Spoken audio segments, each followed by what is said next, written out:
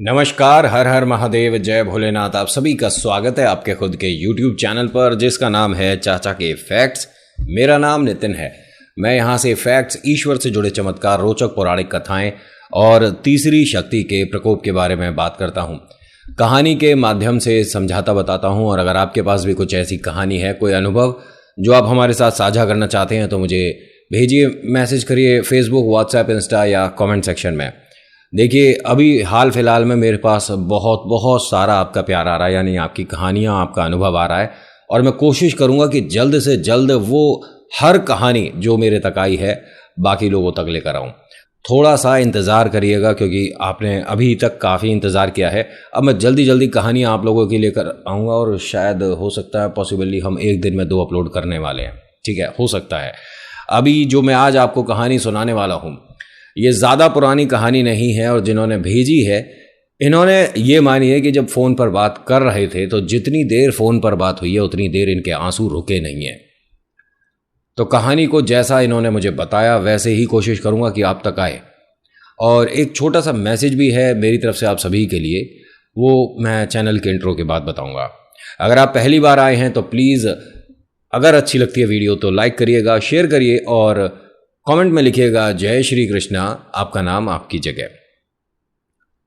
अगर आपको मेहनत अच्छी लगी और आपने पहली बार देखी है तो आप सब्सक्राइब ज़रूर करिएगा। और सब्सक्राइब करने के बाद जो बेल आइकन है उसे दबा लीजिए, जिसकी वजह से जब मैं नई वीडियो अपलोड करूंगा तो आप तक मैसेज ज़रूर आएगा। फिलहाल अभी चैनल का इंट्रो, फिर उसके बाद आकर कहानी शुरू करता हूँ। कहीं मत जाइएगा, पूरी कहानी सुनिएगा। हर हर महादेव।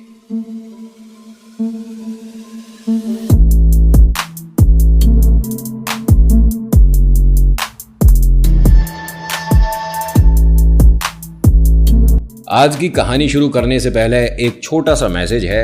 एक हमारे परिवार का हिस्सा है, नाम दा है और कहती हैं कि नितिन भाई, ये मेरे लड्डू गोपाल की तस्वीर हैं, कुछ आप बताइए कि कैसी हैं। और कुछ जानना चाहती थी जो हमारे को जितना पता था हमने बताया, लेकिन एक बात को देखकर मैं नाराज़ हो गया। मैं क्यों नाराज़ हुआ? मैंने देखा कि उन्होंने जो फ़ोटो दिखाई है उसमें उनके हाथ में एक टोकरी है जिसके अंदर उन्होंने लड्डू गोपाल को पकड़े हुए है। मैंने उनसे कहा कि ये आपको किसने कहा है ऐसा करने के लिए? नहीं, मैं गोपाल जी को कहीं भी अकेले नहीं छोड़ती। कभी भी कहीं सत्संग होता है, कहीं प्रवचन होता है, जैसे किसी के गृह प्रवेश भी होता है तो ये गोपाल जी मेरे छोटे बच्चे जैसे हैं, मैं इन्हें अपने साथ लेकर जाती हूँ। मैंने, अगर आप बुरा ना मानो तो एक बात बोलूँ? हाँ बोलो। मैंने ये दिखावा बंद कर दो। जिस दिन से ये दिखावा बंद कर दोगे हो सकता है उस दिन से चमत्कार होने शुरू हो जाएं।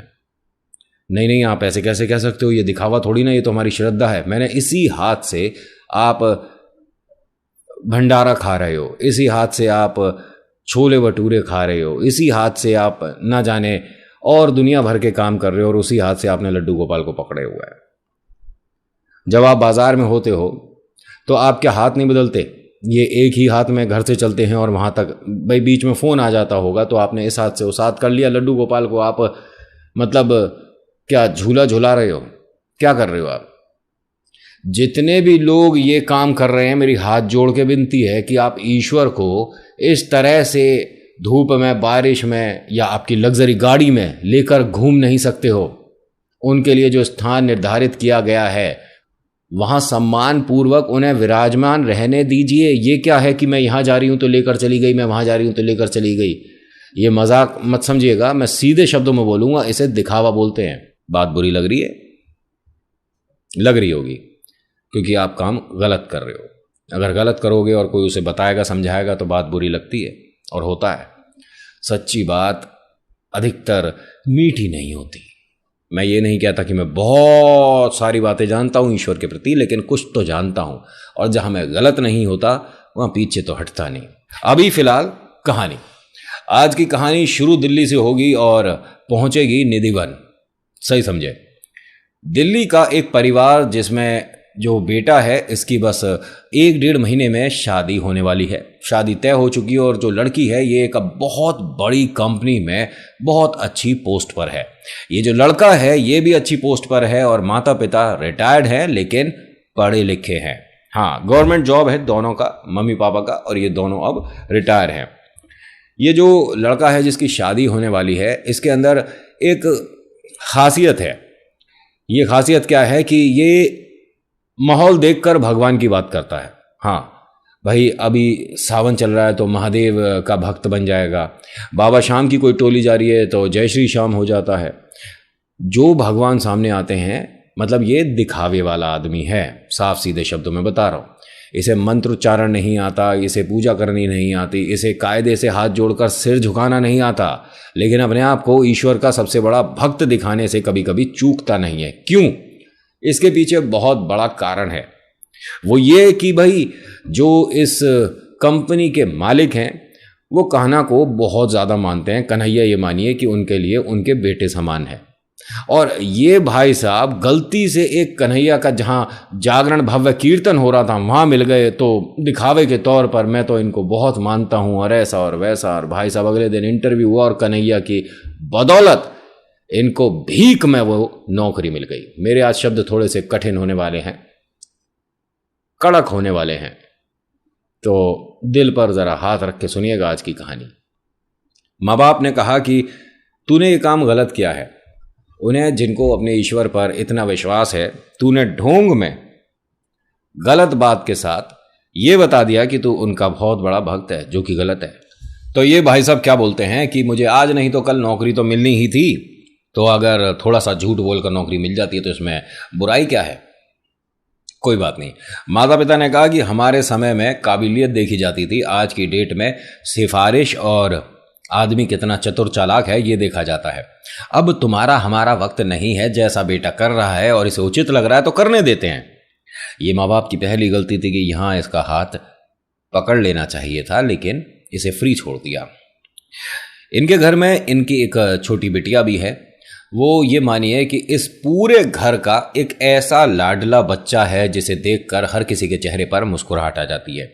ये जो भैया है ये खैर अपनी अलग ही धुन में रहता है, लेकिन हाँ वो भी अपनी इस लाडली को प्यार तो करता है। छोटी बहन है, जो वो मांगती है कोशिश करता है कि उसकी फरमाइश को पूरी किया जाए। माँ बाप जो हैं ये थोड़े से चिंतित हैं, क्योंकि जो आने वाली बहू है इसके बारे में किसी ने ये बता दिया, रिश्तेदार ने, कि लड़की घर में संभलनी मुश्किल है। यानी ये परिवार को जोड़ कर नहीं, ये तोड़ कर रहने वालों में से लड़की है, जैसा कि हम उसका व्यवहार जानते हैं। तुम्हारा बेटा शायद निभा नहीं पाएगा। इनको अभी तक ऐसा लग रहा था, भाई कभी कभी रिश्तेदार अच्छे फैसलों में ना बुराइयां ढूंढने लग जाते हैं कि भाई हमने तो इतना अच्छा रिश्ता इसके लिए ढूंढा नहीं, इसे कैसे मिल गया, तो चलो लड़के के थोड़ी सी बुराई कर दें, तो चलो लड़की के बारे में थोड़ी सी बुराई कर दें। ऐसे रिश्तेदार भी होते हैं। हाँ होते हैं, हर जगह होते हैं। माँ बाप को अभी तक तो यकीन नहीं था, लेकिन 2 दिन बाद यकीन हो गया। वो लड़की एक ऑफिस पार्टी में इसको अपने होने वाले हस्बैंड को इनवाइट करने आई थी। देखिए, मैं कभी किसी के ड्रेसिंग सेंस पर कोई भी किसी भी तरह की टिप्पणी नहीं करता, ना मुझे मतलब, भाई ये उसकी चॉइस है, जिसको जैसा पहनना है पहन सकता है। लेकिन ये जो माता पिता हैं, बस इन्हें ये था कि बिटिया थोड़ा सा तेरे को ना मतलब हमारा सम्मान कर लेना चाहिए। ठीक है, तू पति के साथ कैसे भी घूम, हम मना नहीं करते, लेकिन भाई कुछ समय में तुम्हारी शादी है, अड़ोस पड़ोस वाले तुम्हें इन कपड़ों में देखेंगे तो बड़ा अजीब लगेगा। तो उसने कहा कि तुम दोनों होते कौन हो मुझे बताने वाले कि मुझे क्या पहनना है क्या नहीं। हो सकता है इसका कहने का तरीका गलत लग रहा हो आपको, लेकिन अभी सुनो बेटे के शब्द। बेटे ने कहा कि इस बुढ़े बुढ़िया का दिमाग चल गया है जब से तेरी मेरी शादी तय हुई है। अब बताओ किसके शब्द गलत थे, किसके शब्द गलत थे? बिटिया के शब्द तो ठीक थे ना, लेकिन जो छोटी गुड़िया आई उसने इन दोनों को जमीन दिखा दी। मतलब इसकी बहन जो थी वो आती है और कहती है कि भाभी मुझे तो ऐसा लग रहा था कि आप बहुत बड़े कॉन्वेंट स्कूल की पढ़ी लिखी हैं और फिर उसके बाद कॉलेज, ग्रेजुएशन, बहुत अच्छी जगह आप जॉब करते हो। हाँ तुमने सही सुना है। मुझे ऐसा लगता है कि सब झूठ है। मतलब अरे जिसको मैनर्स नहीं बड़ों से बात करने की, उसने क्या स्कूल करा, क्या कॉलेज करा और कौन सी बड़ी कंपनी। शर्म आती है। आप तो कहना नहीं चाहिए पढ़ी लिखी नहीं हो। और ये बोलकर वो अपने कमरे में चली गई। इन दोनों की शक्ल देखने लायक थी। ये जो होने वाले हस्बैंड वाइफ हैं, लेकिन माता पिता को ऐसा लगा जैसे कि हमारी ढाल हमारे लिए सामने आई है। और वास्तव में इसने काम तो ढाल वाला किया था। जहां माँ बाप की बेइज्जती हो रही थी वहां सामने आकर खड़ी हो गई और सामने वाले को उसकी औकात दिखा दी, और सही टाइम पर। अब यहां इन दोनों को होने वाले जोड़े को बुरा लगा थोड़ा सा, लेकिन कोई बात नहीं भाई, थोड़ी सी बेइज्जती हुई है, कोई बात नहीं। अभी पार्टी में जा रहे हैं, थोड़े से म्यूजिक में, लाउड म्यूजिक में भूल जाएंगे, शोरगुल होगा थोड़ा सा, तो हमें ये कहाँ याद रहेगा कि हमारी बेइज्जती हुई थी थोड़ी सी। ये आ गए जी पार्टी में, और माता पिता ने अपनी छोटी गुड़िया को समझाया कि भाई होने वाली बहू है इस घर की, अपनी भाभी से इस तरह से बात नहीं करते। तो उसने कहा मम्मी ज़रूरी थी, जो मेरी मम्मी पापा की बेइज्जती मेरे सामने करेगा मैं उसको जवाब तो दूंगी। ये तो फिर भी भाभी थी, अगर होने वाला मेरा पति भी होगा ना तो उसे भी मैं लाइन पर ले आऊँगी। अब ये दोनों तीनों हंस रहे हैं, और गुड़िया क्या कहती है कि देखिए आप मेरे साथ कितना भी मुस्कुरा लो, लेकिन मेरा पेट जो है वो रोटी से भरेगा, और मैं जा रही हूँ किचन में बनाने, क्योंकि भैया का तो पता नहीं कि खा के आएंगे कि लेके आएंगे, लेकिन माँ मुझे तो बहुत तेज भूख लग रही है। माँ ने कहा ठीक है फिर बनाती हूँ। अरे आप रहने दो, आप टीवी देखो, पापा आप भी बैठो, मैं बना कर लाती हूँ कुछ एक स्पेशल सा। अब ये गुड़िया गई और स्पेशल सा कुछ जितना जल्दी हो सकता था बना कर लाई, और इन तीनों ने रोटी खाई और सो गए। रात के तकरीबन 2-2:30 बजे के आसपास इनके घर का दरवाज़ा खटखटाती हैं, और वो ठीक से अपने पैरों पर खड़े नहीं हो पा रहे हैं दोनों जने। आप समझदार हैं, खुल के बता देता मैं, लेकिन यूट्यूब ने थोड़ा सा हाथ पकड़ रखा है। आप समझदार हो, मैं जानता हूँ, इन दोनों की हालत को अब आप समझ चुके हैं। लड़खड़ाता लड़खड़ाता अपने कमरे तक आया है, और फिर बिना जूते खोले ये वहाँ लेटा और सो गया। माता पिता को ये देखकर काफ़ी बुरा लगा, नेचुरल है। जो बहना है वो भी जाग चुकी थी, और उसने भाभी से ये कहा कि अब तो मुझे वास्तव में ऐसा लगता है कि भैया को एक बार शादी के लिए सोच लेना चाहिए कि आपसे करनी है या नहीं करनी। तो क्या बोलती है कि पहले तो हो सकता था कि नहीं हो, लेकिन अब तो मैं चाहती हूँ होनी चाहिए, क्योंकि तुम जैसी बदतमीज़ लड़की को सुधारने के लिए मेरे जैसे का घर में आना ज़रूरी है। अभी यहाँ शादी हुई नहीं है, और इन दोनों के मन बीच में एक तरह से खटास हो गई है। माँ बाप ने दोनों के हालत देखे, दोनों के शब्द भी सुने हैं, और दोनों का ये सोचिए कि मानसिकता बिल्कुल सेम है, तो कठिनाई आने वाली है। एक बहुत अच्छी बात है कि दोनों गवर्नमेंट जॉब से रिटायर हुए हैं, तो ये पैसे के मोहताज नहीं है अपने बेटे पर, और ये वैसे भी पैसे देता है नहीं। जो भी सारी ज़रूरतें हैं वो माँ बाप ही पूरी कर रहे हैं। अगर इसे अभी घर से बाहर निकाल दिया जाए तो अपने लिए घर की अरेंजमेंट नहीं कर सकता ये। ठीक है, बड़ी कंपनी में है, लेकिन बड़ी कंपनी में जॉब कितनी, सैलरी कितनी, बचत कितनी, खर्चे कितने, सोचने वाली बात है। किराए पर तू 2 महीने तो रह लेगा, तीसरे महीने कहाँ से अरेंजमेंट करेगा। खैर अभी मैं कहानी से भटक जाऊंगा, इसलिए कहानी पर ही रहता हूँ। अभी तक आपको कहानी कैसी लग रही है मुझे ज़रा बताइए, लाइक करके बताइए, शेयर करके बताइए, कमेंट लिख कर बताइए, लेकिन बताइए। और अगर पहली बार आए हैं तो फटाफट से ज़रा सब्सक्राइब दबाइए। आधा क्या शायरी सी बन गई, मतलब बताइए और सब्सक्राइब दबाइए, है ना। अब होता क्या है कि समय धीरे धीरे बीत जाता है और इन दोनों की शादी हो जाती है। हफ्ते भर के अंदर ही इनके घर में ये जो कहावत है ये सबको दिखने भी लग गई। घर में 4 बर्तन होते हैं तो वो खनकते हैं, आवाज़ करते हैं, और ये तो बर्तन काफ़ी खनक रहा है भाई साहब। ये हर दिन माँ बाप की बेइज्जती कर रही है, हर दिन झूठे झूठे बातें बोलकर बेटे को माँ बाप के खिलाफ कर रही है। हर दिन ये गुड़िया, छोटी वाली गुड़िया की निंदा करती है, उसके कपड़ों की निंदा करती है, उसके बालों की, उसके चेहरे की निंदा करती है, और उसे धीरे धीरे ये यकीन होता जा रहा है कि मेरी भाभी ही सही है, मैं शायद हूँ ही बुरी। मतलब ये जो छोटी गुड़िया थी, जो कि बहुत बहुत प्यारी गुड़िया है, उसको भी अब ये लग रहा है कि शायद मैं ही गलत हूँ। माँ बाप हर बार बिटिया का दिल ये मानिए कि बहला देते हैं, कभी कुछ कह देते हैं, कभी कुछ कह देते हैं। इस गुड़िया को जो कि बड़ी है, अच्छा यहाँ मैंने आपको ये बता दिया कि कॉलेज में है और 2nd ईयर में है, तो छोटी तो है नहीं, समझदार है, ठीक है। लेकिन मन इसका भी धीरे धीरे ख़राब होता जा रहा है कि हर बार मेरी इस तरह से ये बेइज्जती करती हैं, भैया को दिखता क्यों नहीं है? भैया तो भैया न जाने कौन से आसमान में कौन से कहाँ चल रहा, हमें तो पता ही नहीं है भैया। उसका ब्याह को तो ऐसे लेके चल रहा है वो अपने मन में जैसे भैया ब्रह्मांड का आखिरी ब्याह यही हुआ था, सच्ची बता रहा हूं। लेकिन होता क्या है कि अच्छा एक मिनट, ये जो अम्मा बाबूजी हैं इन पर कन्हैया का हाथ है।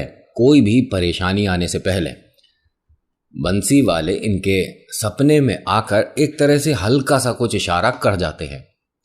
आपको ये बात मजाक लग रही होगी, लेकिन जब श्रद्धा बीच में आ जाती है, ठीक है, जब श्रद्धा जुड़ी होती है तो इंसान के पास चमत्कार बताने के लिए शब्द कम पड़ जाते हैं। और ये जो गुड़िया है ना, इनकी बिटिया जो कि 2nd ईयर में है, इन्होंने ये बात बताई थी मुझे कि अम्मा बाबूजी कम से कम 50 बार हमें ऐसी ऐसी बातें बता चुके हैं जो कि 2 दिन बाद या 1 हफ्ते बाद हाँ हमारे घर में हुआ है, हमारी लाइफ में हुआ है।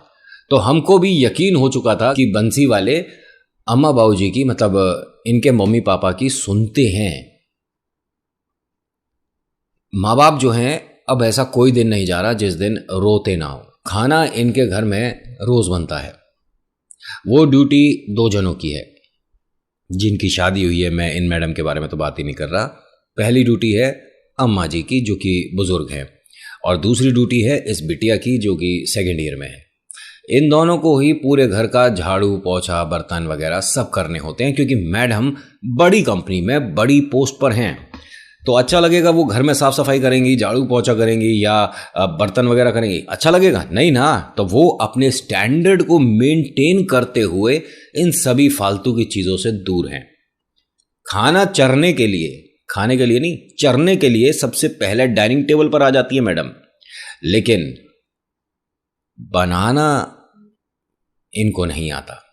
आता भी होगा, अपने को क्या पता, लेकिन कभी इन्होंने ट्राई भी नहीं किया। और कोशिश करें भी तो क्यों करें घर में जब 2 नौकर हैं। जो बेटा है ये बिल्कुल एक तरह से पल्लू से बंधा हुआ है। ना माँ बाप के आंसू दिख रहे हैं, ना बहन की बेइज्जती दिख रही है, सिर्फ और सिर्फ अपनी घरवाली दिख रही है। भाई ठीक है, होना भी चाहिए अपनी घरवाली के लिए। तुम आप भाई पूरी दुनिया में सबसे ज़्यादा उन पर ध्यान दो, लेकिन थोड़ा सा पल्लू से बाहर निकल के भी देख ले भाई, दुनिया बहुत बड़ी है। लेकिन ये भाई साहब को बेइज्जती नहीं दिखनी है अपने परिवार की। अब धीरे धीरे बात इतनी बढ़ रही है कि माँ बाप को घर से निकालने का प्लान बन रहा है। गुड़िया की बस एक बार शादी हो जाए तो इनको तो लात मार के घर से बाहर निकाल देंगे। और ये जो इनके मन की है ना, ये इसको गुड़िया को पता है कि जिस वक्त मेरी शादी हो जाएगी उसी वक्त माँ बाप के लिए समस्या बढ़ जाएगी। अब ये गुड़िया एक दिन ऐसे ही माता पिता के साथ बैठी थी और बोलती है कि मेरे सामने आप दोनों के लिए वो इतना गलत बोल जाती है, और अब रोज़ हो रहा है, जब मैं चली जाऊंगी तो यहाँ कैसे होगा सब। उन्होंने कहा कोई बात नहीं, हमारी किस्मत में जो लिखा है वो तो हम भोगेंगे, और पृथ्वी पर हर किसी को अपने सुख और दुख भोग कर जाने पड़ते हैं बिटिया, ये हमारे कर्म है।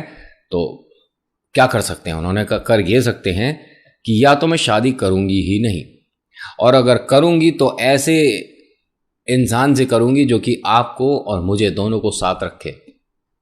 तो पिता ने कहा कि यानी तू चाहती है कि वो भी इस घर में आकर हम तीनों की बेइज्जती देखे? नहीं नहीं, मैं उसको यहाँ घर पर नहीं, कोई घर जमाई नहीं होगा, मैं उसी के घर जाऊंगी, लेकिन आप दोनों भी मेरे साथ चलो। पिता ने कहा कि देखो बिटिया, ऐसा होता है नहीं, ठीक है, और वो क्यों लेकर जाएगा हमें? भाई ये जिम्मेदारी तेरे भाई की है, वो ये बात बोलेगा तो तुझे कैसा लगेगा? इसके पास कुछ शब्द हैं नहीं कहने के लिए, लेकिन जब कन्हैया करते हैं तो कमाल होता है। अब ये अम्मा बाबूजी ने सपने में रोज अपने ईश्वर, अपने कन्हैया से एक अरदास लगानी शुरू कर दी कि बिटिया के लिए दुनिया का सबसे अच्छा रिश्ता आ जाए, पूरी दुनिया का सबसे अच्छा रिश्ता आ जाए। रोज ये हाथ जोड़कर कन्हैया, बस हमारी तू बंसी वाले इतनी सुन ले, और बस उसके बाद हमें कुछ चाहिए ही नहीं। कन्हैया ने, यकीन मानिए, 2 दिन के अंदर इनके घर एक ऐसा रिश्ता आया जो कि पूरा घर परिवार वास्तव में कन्हैया का भक्त था। गुड़िया को जब ये लोग देखने आए तो बहू और बेटा भी घर पर थे, क्योंकि संडे था, ऑफिस गए नहीं थे। उनकी शान और शौकत देखकर इसे बड़ा अजीब लग रहा, बड़ी किल्सन, बड़ी चिड़न हो रही है कि भाई मेरी ननद इतने अच्छे घर में जा रही है। बहुत गुस्सा आ रहा है और भाई को भी अच्छा नहीं लग रहा। बताओ कैसा भाई है कि भाई मेरी बहन अच्छे घर जा रही है तो लोग खुश होते हैं, अपना भाई बहुत खुश होगा कि हाँ यहाँ तक मैंने संभाला, इसके बाद जिस परिवार में जा रही है यहाँ ये हमेशा खुश रहेगी, जो कमी रह गई थी यहाँ वो यहाँ पूरी हो जाएगी। बड़ा खुश होना चाहिए, लेकिन वो भी मुंह लटका खड़ा है। शादी पक्की करके चले गए। माँ बाप बहुत ज़्यादा खुश हैं, हाथ जोड़कर विनती कर रहे हैं अपने बेटे बहू से कि भाई हमें वृंदावन घुमा ला, हमने कन्हैया से अरदास लगा रखी है। हमें बहुत कहने के बाद उसने हाँ करा कि ठीक है मैं तुम्हें कन्हैया तक पहुंचा ही दूंगा, जल्दी पहुंचा दूंगा। अब बेटा सही कह रहा है तू? हाँ हाँ सही कह रहा हूँ, बस इसकी शादी जैसे अगले महीने तय हुई है तो शादी के बाद हम चारों चलेंगे। तो बिटिया ने कहा, मतलब गुड़िया ने, कि शादी से पहले चलते हैं ना, मैं भी चल लूँगी। नहीं नहीं तेरा जाना नहीं है, अब 1 महीने बाद तेरी शादी है, तू ऐसे कहीं बाहर घूम मत। मैं कहाँ घूमने जा रही हूँ भाई, कन्हैया के जा रहे हैं तो कन्हैया के घर जाना कोई घूमना हो रहा है? ये तो हम श्रद्धा भाव से अपने भैया के घर जा रहे हैं, इसमें क्या दिक्कत है? नहीं तू नहीं जाएगी, मैंने मना कर दिया, तेरी शादी 1 महीने बाद, अब तू कहीं नहीं जाएगी। बड़ी अजीब सी बात है भाई। अब शादी इनकी अच्छे से संपन्न हो जाती है, उम्मीद से काफ़ी अच्छी शादी हुई है। और जो लड़के वाले हैं ये इतने प्यारे इंसान कि भाई जैसे समाज में होता है ना कि भाई क्या आया, अरे फ्रिज आया, अरे कूलर आया, वो सारी इन्होंने चीज़ पहुंचा दी वहाँ पहले से ही कि हाँ ये आया। लड़की वालों से ये बोल दिया था कि सिर्फ आप एक जोड़े में भी भेजेंगे ना तो भी हमें मंजूर है, हमारे पास किसी भी तरह की कोई ज़रूरत नहीं है, हमें ऊपर वाले का बहुत अच्छा आशीर्वाद है हम पर, हमें कुछ नहीं चाहिए। और ऐसे सिर्फ पिक्चरों में नहीं, हकीकत में भी होते हैं लोग। अब शादी संपन्न होने के बाद एक बड़ी बात पूछनी है आपसे, कहानी कैसी लग रही है आपको? अच्छी लग रही है? आपने लाइक कर दिया ना, शाबाश। और सब्सक्राइब नहीं किया तो ये जो बटन है लाल वाला सब्सक्राइब को दबा दो। कब दबाओगे? एकदम फ्री है, मुफ्त, इसमें कोई आपका कुछ नहीं। सब्सक्राइब दबा दो, जो मैं अगली कहानी ला रहा हूँ आप तक आएगी तो सही कम से कम। और सब्सक्राइब दबाते ही ऑल दबा देना, तो मैं जो भी कहानी अपलोड करूँगा आप तक मैसेज भेज दूंगा। अब शादी हो जाने के बाद माँ बाप एक तरह से चिंता मुक्त हैं कि हमारी गुड़िया बहुत अच्छे परिवार में गई है, हम बहुत ज़्यादा खुश हैं। अब हाथ जोड़कर इनका अलग रिक्वायरमेंट शुरू हो गया। अब इन्होंने उस रात आंख बंद करके एक और बात मांगी कन्हैया से कि कन्हैया अब जीवन में हमें कछु चाहिए नहीं, एक बार तेरे दर्शन हो जाएं तो हम ये मानो कि इस जीवन में किसी तरह की कोई हमारे को कमी ना खलेगी। एक बार तेरे दर्शन हो जाएं, एक बार तेरे दर्शन हो जाएं। कन्हैया के तो दर्शन नहीं हुए, घर से बाहर निकाल दिया 2 दिन के अंदर बहू बेटा ने। 2-1 दिन तो लोगों ने बड़ी सहानुभूति दिखाई, किसी ने अपने घर कुछ देर बैठा लिया, किसी ने रात का खाना खिला दिया। ये वो पड़ोसी हैं जो कि सुख दुख में साथ चलने बैठने की बातें करते थे। अम्मा बाबूजी के पास ना तो फ़ोन है, और कहीं से अगर ये फ़ोन इस्तेमाल करना भी चाहें तो गुड़िया के घर में परेशानी आ जाएगी। हम उसे फ़ोन करके नहीं बता सकते कि हम कैसी स्थिति में हैं। इन्होंने तकरीबन 15 दिन सड़कों पे बिताए हैं। अपने घर के बाहर जो कॉलोनी थी जिसमें लोग आते जाते राम राम करते थे, वहाँ लोग इनसे बचकर निकल रहे हैं। इन्होंने ऐसी क्या गलती करी है? ना किसी से लेने, ना किसी से देने, ना किसी का उधार, ना कोई परेशानी। किस बात का? अब कहाँ गया वो सम्मान? अब क्यों नहीं हो रहा राम राम? क्यों इन्हें कोई घर में आसरा नहीं दे रहा? क्यों कोई इन बहू बेटे को समझाने के लिए आगे नहीं बढ़ा? क्यों किसी ने उस बिटिया के घर फ़ोन करके ये नहीं कहा कि तेरे माँ बाप को घर से बाहर निकाल दिया गया है? ये अड़ोसी पड़ोसी भी सिर्फ दिखावे का खेल हो रहा मेरे भाई। आपको काबिल बनना पड़ेगा, और ये मान लीजिए कि जब वक्त सही होता है तब भी कुछ चेहरे साफ हो जाते हैं, और जब वक्त खराब होता है तब भी कुछ चेहरे साफ हो जाते हैं। अपना पराया सब पता पड़ जाता है। इनके साथ कोई नहीं खड़ा है। बहुत ज्यादा परेशान, बहुत ज्यादा उदास है, हालत काफी खराब हो गई है। देखिए, मन से दुखी हैं, शरीर से परेशान हैं, और खाना भी बस जैसा तैसा किसी का जूठन ये खा रहे हैं। एक दिन की बात है, इनके बहू बेटा कहीं कृष्ण जी के घूमने जा रहे थे, दर्शन करने नहीं, घूमने जा रहे थे। इन्हें दोनों को एक कोने में बैठा देखा,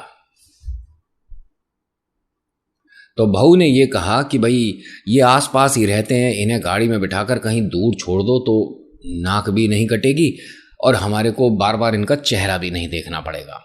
इन दोनों को देख कर ना पूरा दिन खराब होता है।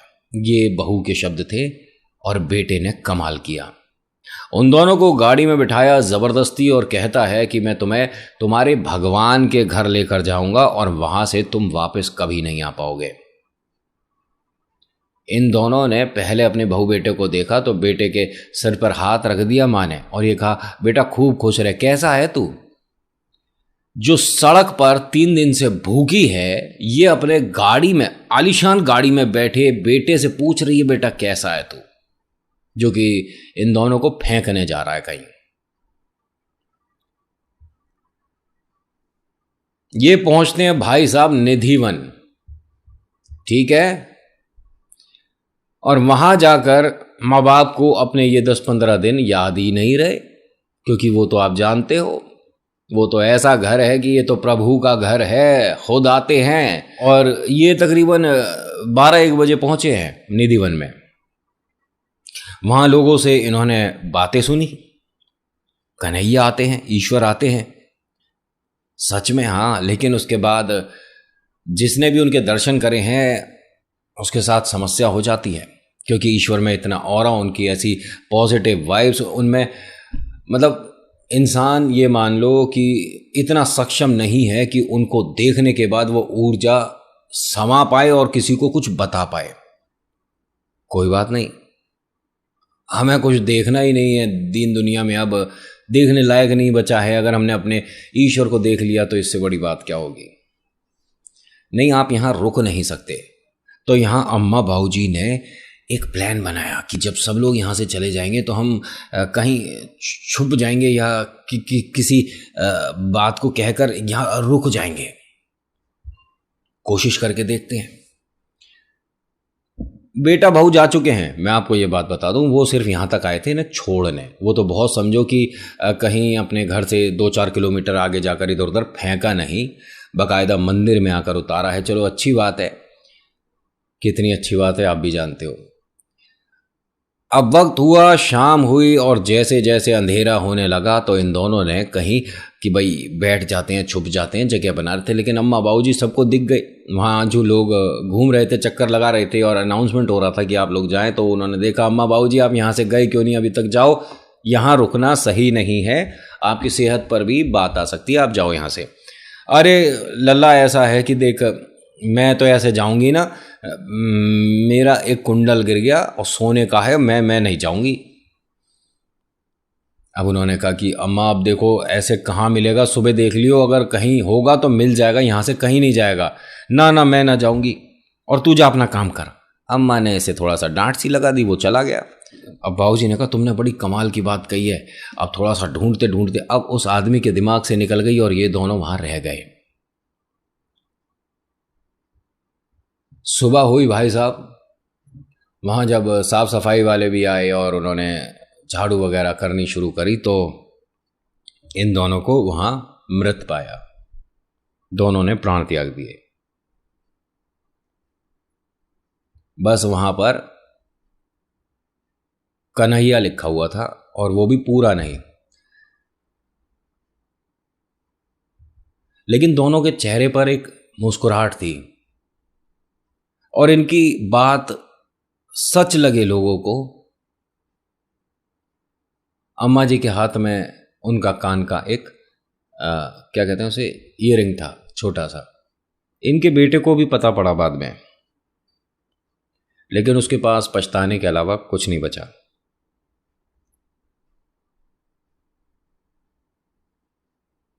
ये कहानी मुझे 3 जनों ने भेजी है। पहली ये गुड़िया, जिसको तकरीबन 2 महीने बाद पता चला था कि अम्मा बाबूजी के साथ क्या हुआ। दूसरा ये बेटा, जो कि आज हर दिन रोता है अपने माँ बाप को याद करके। और तीसरे वो भाई साहब जिन्होंने अम्मा बाबूजी को ये बोला था कि आप यहाँ से बाहर चले जाओ, रुक नहीं सकते, जिन्हें अम्मा जी ने डांट लगाई थी कि मेरे कानों का कुंडल खो गया है। बस आज की कहानी में इतना ही। आज की कहानी आपको कैसी लगी मुझे बताइएगा ज़रूर। अच्छी लगी तो प्लीज़ लाइक करिए, शेयर करिए, कमेंट में लिखिएगा जय श्री कृष्णा, आपका नाम आपकी जगह। मैं कहता हूँ हर बार, मेरी कहानी पर ट्रस्ट करिए नहीं करिए अलग मैटर है, लेकिन अपने ईश्वर पर 100% ट्रस्ट करिए, चमत्कार होने शुरू हो जाएंगे। ईश्वर से पहले अपने बड़ों का सम्मान करना ज़रूरी है मेरे भाई। So thank you so much for watching. मेरा नाम नितिन है। मुलाकात करूंगा आपसे एक अगली वीडियो में। हर हर महादेव, जय भोलेनाथ, धन्यवाद।